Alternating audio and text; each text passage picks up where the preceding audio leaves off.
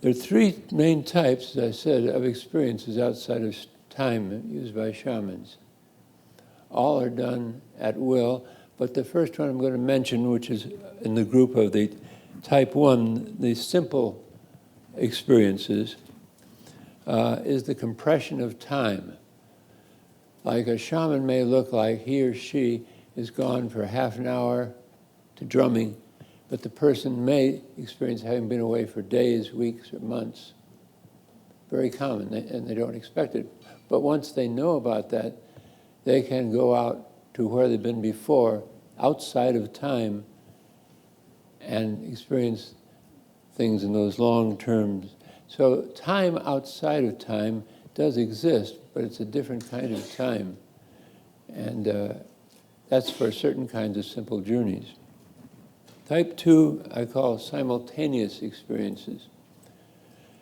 The most famous type 2 thing is the dream time, the Australian Aboriginals. It's puzzled many, many people. It's a great topic because Australian Aboriginals who are not citified, even some of those know, but the ones that really have gone through the initiations, where they really learn important things which we cannot discuss, they're secret. But who have gone through the initiations, those people are simultaneously in the dream time and the ordinary time. And they can go back and forth any time, just talking to you or being by themselves. It's all going on. The dream time, which is the origin of all things, also is still going on simultaneously. It's been a hard concept for Westerners to grasp. But it goes on simultaneously and can be entered at will by the Australian Aboriginal who still is traditional. Merging means that the person is combining themselves with another power, entity, typically a beneficent entity that helps that person heal and do other work. And that is still, the person is also partly here in this world. And so choosing to be merged, being in that other reality, timelessness, that reality also in some peoples is called the only true reality. When I was with the Shuar in Ecuador in the 50s and 60s, they emphasized that the reality that could be trusted was that other reality, and that this one was just lies. There are nicer ways to say it, but that's the way they put it. And in other cultures, they'll say that's where truth is, not in history. So it's important, if one wants to gain shamanic knowledge, to discover truth through that technique of merging with the ones who really know, who are the deities, not official deities, but ones you find for yourself that will merge with you, and you can see through their eyes and be one with them. That's simultaneous type 2.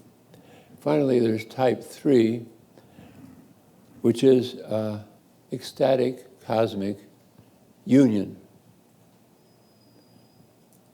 Ecstatic cosmic union may take you a while the first time that you've been there, but once you know it deeply, you can get there at will. This is all with sonic driving. It's actually amazing. When I first was reading about shamanism, everywhere there are pictures of shamans with drums here, drums, and nobody had ever taken seriously the drum, even in anthropology, except as an adornment, as a costume or something like that.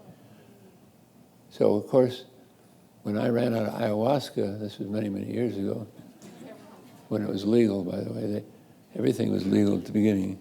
In the beginning, let there be light. So I experimented finally with drumming, and lo and behold, with all the experience, it worked. And that's how we built our workshops. Just as my other friends have developed things like breath work to get there. There are different ways now to get there. So type 3 and type 2, type 3 is the cosmic union, the ecstatic cosmic union. Type 2 is simultaneous. Those two things can be entered easily, rapidly, at will. Even cosmic union. Once you've been there, know how to be there, you can go right there. I mean, I could go there in 5 seconds if I wanted to. Not fully, because I wouldn't want to come back, actually. And that's another thing. The shaman does come back because the experience is not the thing. The knowledge from the experience is the thing. And then the shaman, with the knowledge and power from that, can come back and relieve suffering. So this is the thing, that's the safeguard for the shaman. You can always get there eventually, but why not do some good in the suffering reality before you go there permanently? So what are the purposes of going outside of time? One is simply knowledge, real knowledge. Not belief, but knowledge of these things spiritual. Secondly, going outside of time to get help for healing, shamanic healing, or divination, answering people's questions. Because when you go outside of time, you can bring back these powers temporarily, merged with you, to actually do the work. You can take the credit for it, of course, which I, of course, would never do. But no, seriously, if you get your ego involved in this, you haven't gotten the message, because it's all out there for us to benefit from, and shamans just are intermediaries.